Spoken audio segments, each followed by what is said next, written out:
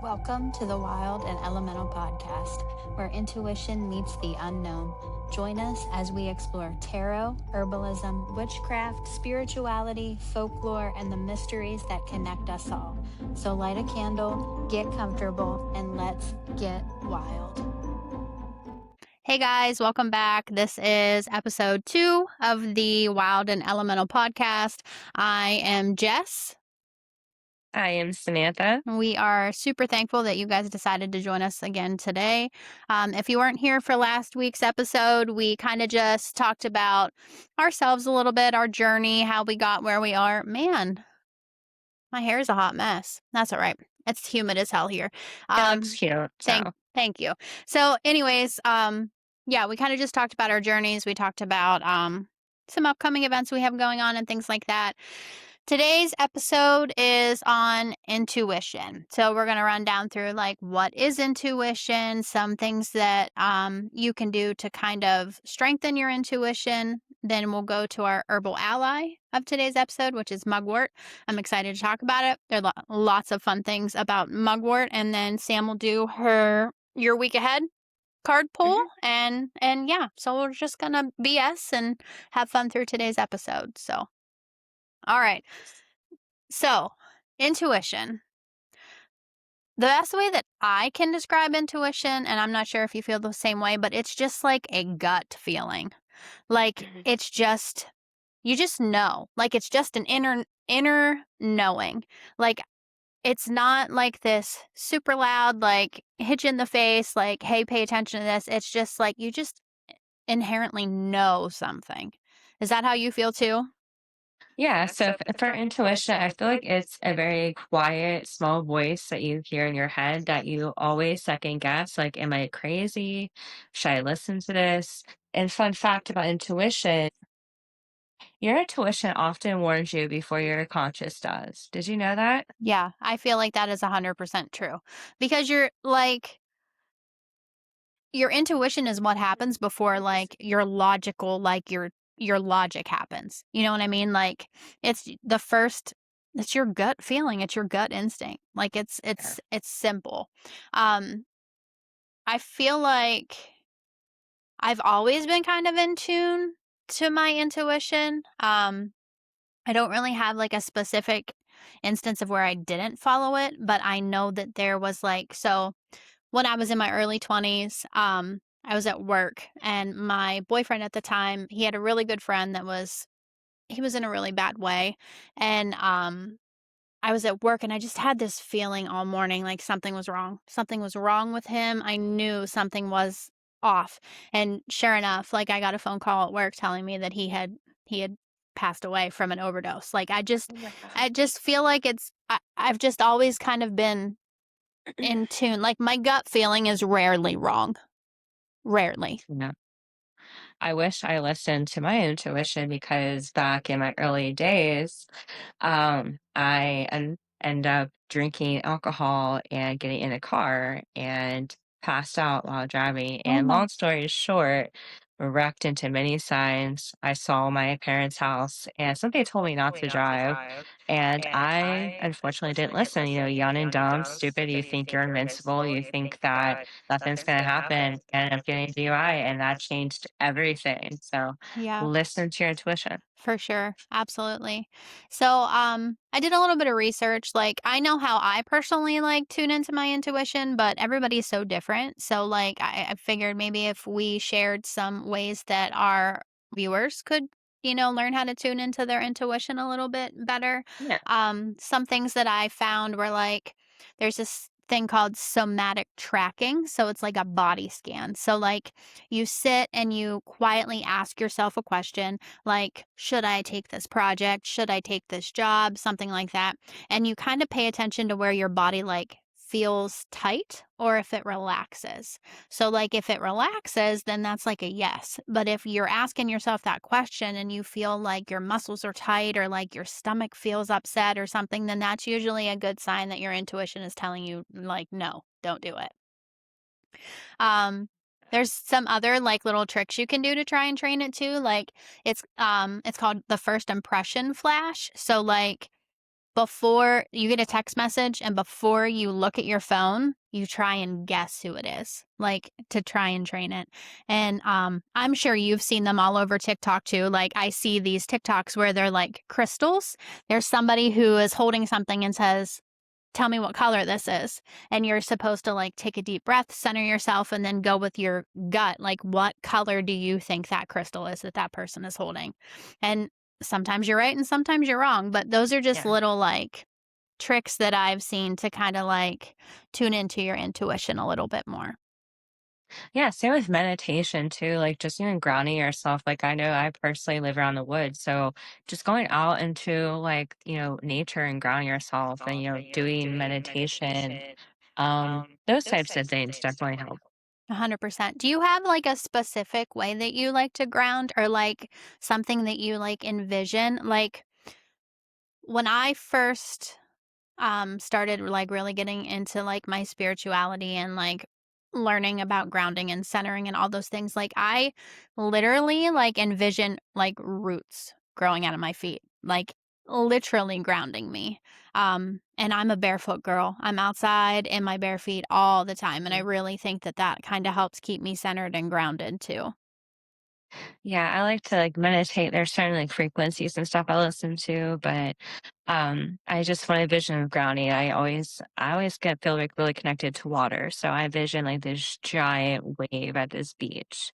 And also another way to pay attention to your intuition is your dreams. Like I don't know about if anyone's noticed, but like when I personally am going through some sort of emotional issues, I always dream about this boat in the water, and it kind of like it's supposed to really help with, like, guiding you towards, Yeah. listening to your intuition. You Yeah, can also make a dream journal too, so for sure. I love the idea of a dream journal. I really need to start doing that. I don't dream often, and when I do, when I wake up, I don't remember, and I want to remember. So really. I even I listen to a lot of podcasts, and I listened to one the other day about it was about dreaming, and she said that she just grabs her phone quick and puts a note in her phone. And like I Mhm. think that's a great idea because my phone's always beside me on the nightstand, that's my alarm. So I think maybe I'm gonna start trying to like put a note whenever I dream about something. Um Yeah. Th I firmly believe, like, when we're sleeping and you're dreaming and you ever wake up, like, super exhausted, I really believe that our soul kinda gets up and actually has a real experience, and they just get back into the body and sort of wake up. I think so too. So, and I think that maybe we can do an episode on this sometime too. So there are so many like different brain states and brain waves, and meditation like it boosts your alpha and your theta brain waves. So like Yeah. it shifts your brain into like this relaxed and like highly creative state, and then the slower frequencies are optimal for like processing unstructured information from like your subconscious. So Yeah. that is another way to help you like tune into your intuition during meditation. I think a lot of people second guess their intuition too. Oh, Like 100%. they don't listen to it. They think it's like they're crazy or second voice or something, but it's actually really neat how your body communicates with you and we're so quick to shut it down. And that's the thing too, like our brain is just so loud, and the world makes us think that we have to be so logical all the time, and Mhm. that's not always the case at all. Like, my brain is so busy all day long, and it's like a TV changing channels in my head. It's terrible. Um, thank you, ADHD. It's a great thing. But, like, learning how to slow down, how to ground, how to center yourself, and to trust, like, your inner knowing really helps like, that clamor that's in your head, you know what I mean? I like that you said that because I usually feel like there is like 1,000 tabs open in my brain and one of them is stuck playing the same song over and over and over again and the whole screen is frozen.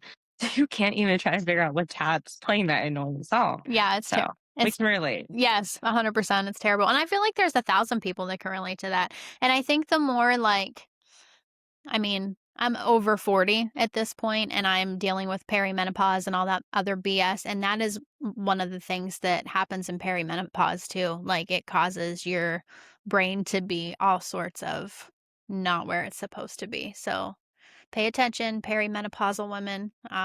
Maybe you need to slow down a little bit, ground yourself, and tap into your intuition before you're making any big decisions. Yeah. Yeah. Okay. So I would be very interested from our listeners if anybody wants to chime in the comments and tell us either a time that you did not trust your intuition like Sam or a time that you did trust your intuition and you just knew something. I'd be really, really excited and interested to hear your stories. No judgment too in the comments. No, No judgment. We've all been there. no judgment here at all. This is a judgment free zone. Agreed. So you got your smart water. I got my giant seagull water. I mean, it's actually giant eagle, but I call him giant seagull. I like that. It So sounds more sophisticated. It's not even mine, it's my husband drinks it, but I was cooking dinner for the kids and sweating, and I was like, "I'm drinking your water, I can't help it." I think I could hear the raccoons outside. Oh, they're already And approaching. I didn't put their, I made them peanut butter sandwiches tonight. They're in the fridge. I didn't put them out yet. That's hilarious. For anybody that doesn't know, Sam has 3 families of raccoons that visit her porch every night, and I'm very jealous because raccoons are one of my favorite animals in the whole entire world. Um, maybe we are going to start a Facebook so we can share things like that. We can post, parts of our lives. So we'll work on that Yeah. this week. Yes, Peanut, Porky, and the new one, Pumpkin. It's so Peanut funny. has 4 kits. Porky has 3 kits, but she is so mean. She's the meanest out of them. And then Pumpkin with her too. It's so cute. And I'll start with feeding the birds. And now feeding the squirrels. And then here we are feeding raccoons family. That's So I'm not hilarious. accepting any new applications though. So don't bring me your raccoon. I don't want to. Don't want to. You'd be going through 10 pounds of dog food a week instead of 7. Yeah, right. It's Right. crazy. All right, guys, we're going to move on to our herbal ally portion of today's episode. So I'm going to try and connect everything herbal ally with the topic. So this week, we are going to talk about mugwort. So the Latin name for mugwort, I might butcher this, but I'm going to try my best, is Artemisia vulgaris. And a fun fact about the name is it is named after Artemis, who is the Greek goddess of the moon. This plant family is the Asteraceae family, which is the daisy family. You can find it in Europe, Asia, Northern Africa, and here in the United States. Mugwort can grow up to like 3 feet tall, roughly. Its leaves are kind of downy, kind of soft, and the underneath of them are like a silver color. I wish that I had some like fresh that I could show you. It will get like tiny little yellow or reddish flowers, and those usually appear like in the late summer.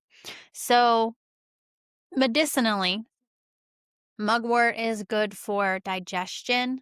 It is an amenagogue, which means it induces menstrual bleeding. It can be used as a nervine, which works on your nervous system. It is anti-parasitic. It's a carminative, so that means that it like soothes your gut, which goes along with it being good for digestion. And it's a diaphoretic, so it also promotes like sweating. Some of the things that you can use it for, it's super good for diarrhea because it has like bitter and astringent properties. And when things are astringent, they help to like tone and calm down like the smooth muscle or the tissue. So it will help calm down the digestive system if you have like diarrhea. It's also good for people with abnormal, light, or absent periods. With that amenagogue like action, it'll help induce menstrual bleeding. Something I didn't know about until I researched for our episode. I thought this was super interesting. In traditional Chinese medicine, they use a practice called Moxybustion. I might have mispronounced it. So what they do is they burn dried and spongy mugwort that they call moxa, and they use it on or above acupuncture points. So the heat from the burning herb is used to warm the body. It stimulates circulation, and then it encourages the flow of qi.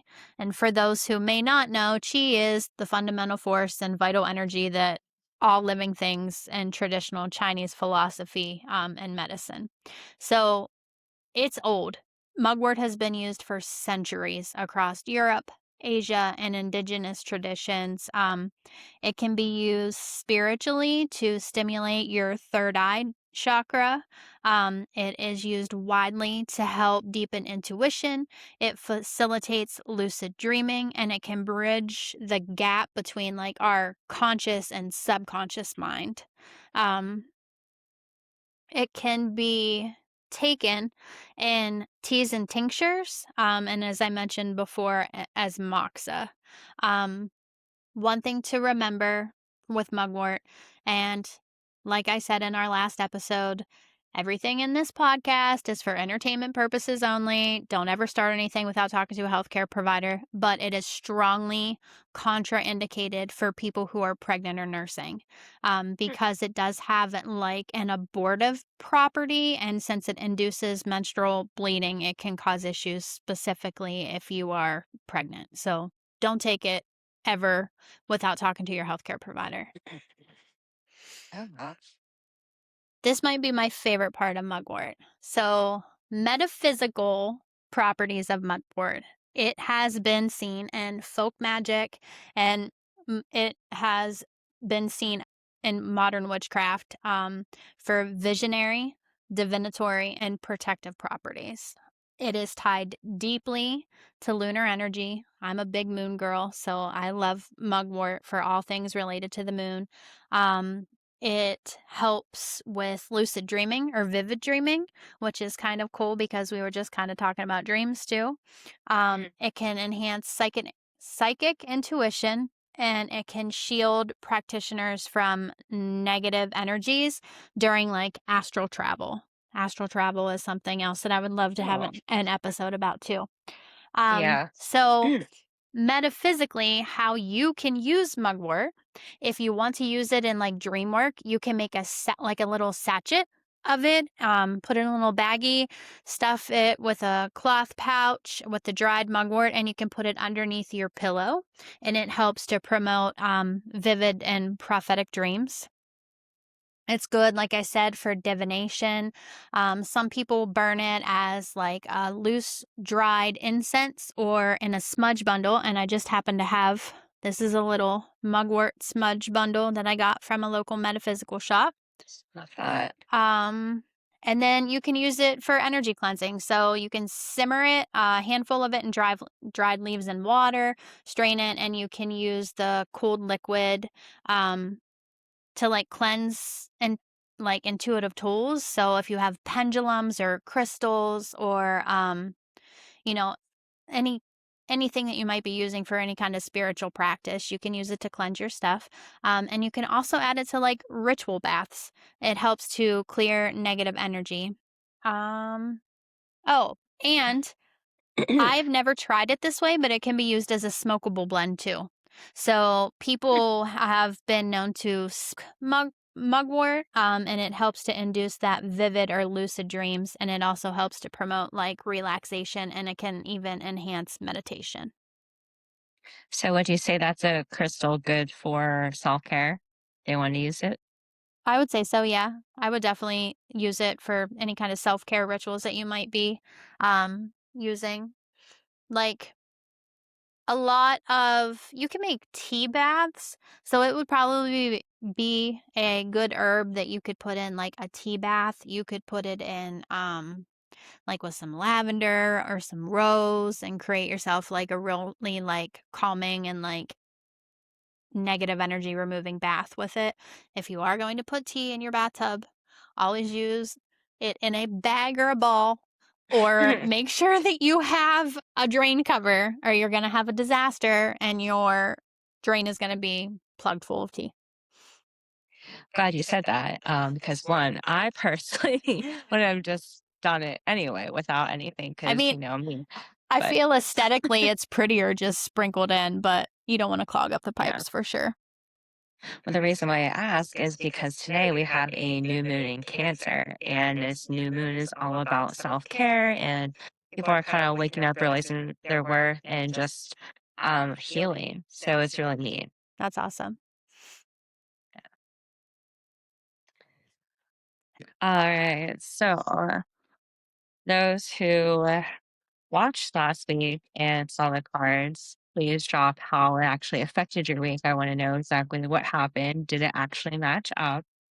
So I have this deck. I'm still using the Witch Tarot. At the bottom of the deck, there is a Ten of Pentacles, I mean, Ten of Cups. So October could be very significant for those watching it in the color blue. You may see a rainbow too within the next 24 hours. And the color yellow may be very significant for you. However, those watching this podcast, what is going to happen to them this week? Give me a few cards. What is going to happen Monday and Tuesday? What's going to happen Monday and Tuesday? So I feel like Monday and Tuesday, you'll be working closely with somebody or thinking about working together with somebody, contemplating starting a new business opportunity or a new opportunity to connect with somebody and work together on a project. You may feel very optimistic at this time. So make sure you are at like getting ideas and working together with other people. So Monday and Tuesday, you'll be working with other people, figuring out what you want to do, collaborate on something. Wednesday, Thursday, what is going to happen? For those watching, what's happening Wednesday, Thursday? Thank you, universe. Got Seven of Swords. So Wednesday and Thursday, I feel like you're either planning what you're going to do. This is also the card of deceit. So there could be some type of secret exposed that comes out or something that is coming to light on Wednesday and Thursday. So be careful. There might be someone sneaky behind you trying to take advantage of you as well. Everything done in the dark will always come to light. So remember that. I got a strength card at the bottom of the deck. So you can also be holding it back this week, feeling kind of withdrawn, not really feeling yourself. Right now you're focused on healing. So could be confused to what's going on. Sevens will be very significant. So Wednesday and Thursday, feeling very feel like you're being seen in some way holding back. So let's talk about Thursday. I'm sorry, Friday and Saturday. Friday and Saturday. So Friday and Saturday, we have basically something stated is going to happen. You feel like luck is on your side. Something lucky may happen to you. Let's see here. You feel a need to play the lottery or play any numbers, definitely play it. I feel like you'll definitely be feeling too upside down about somebody. Could be contemplating ending something or walking away from something. Kind of up in the air what you want to do here. The tower and ball in the car. There's some sort of change happening for those watching here. What's going to happen for the weekend? What's happening this weekend here? So I feel like this weekend you're definitely going to be going back and forth about some sort of decision, some sort of opportunity. Twos would be very significant. So you may be going back and forth about two minds about a decision that you have to make. So it's going to be a good week working together. And it's kind of ironic that you started the week off with the Three of Pentacles and you're ending it with the Two of Pentacles. So I feel like you're either deciding to not work with somebody or detach. So type to us in the comments. This resonates what happens this week. And if someone really actually has a secret exposed, we need the juicy details here. Don't leave any part out. Do you want to know something crazy? Hmm. I pulled a card for myself this morning, and it was the Three of Pentacles. Wow. And you know what's funny? Monday it's Monday. You and I are working together and coordinating, Yeah, working together. crazy. Now don't decide to drop me at the end of the week, okay? I promise. I'm worth it. Don't drop me. Don't worry, I'm not. Yeah, But let us know how your week shapes up. We want to know if the cards resonate with your week and, how things shape up for you.